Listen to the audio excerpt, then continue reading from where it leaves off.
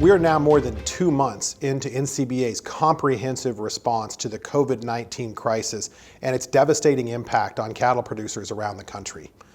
Starting back in March with the declaration of the pandemic, NCBA's team here in Washington, D.C. has engaged aggressively with Congress, USDA, and the White House to ensure that the market impacts that our producers are feeling throughout the country receive the attention of Washington in this time of need.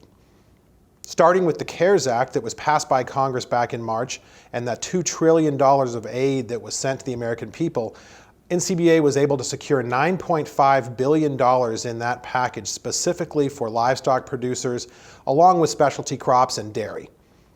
The result of that is the CFAP program, the Coronavirus Food Assistance Program, that has been implemented by USDA and was tilted up for applications as of May 26th. That program is now available for cattle producers to engage with in order to ensure that while no one's going to be made whole by these payments, there will be some assistance getting out to producers to ensure that as they try to find their way through this market, there's a little bit of help coming from those federal relief funds to get them through this tough time. Now, these payments have two parts. CFAP Part 1 is for producers that marketed cattle during that January 15th to April 15th window.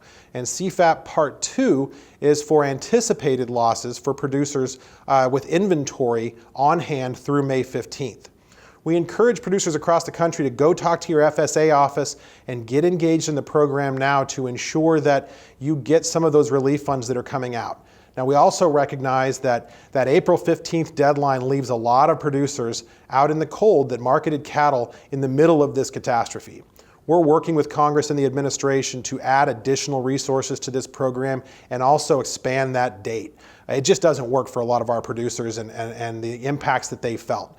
We feel confident that as we move through the rest of this year, we're going to be able to continue making progress on that front. But we would encourage you not to wait to get into this program.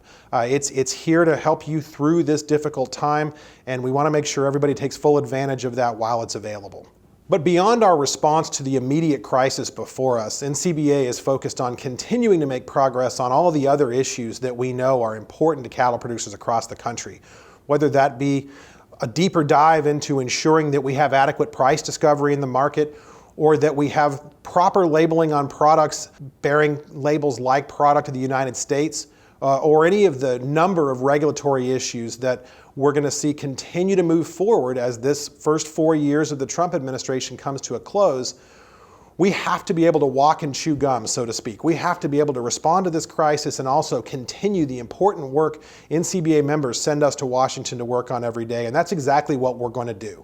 We'll keep our foot on the gas to ensure that the priorities that NCBA members across the country have given to the team here in Washington, D.C. continue to advance throughout this year. Thank you for all that you do to make that possible, as well as the voice that you lend, not just in Washington, but across the country, to the needs of this industry.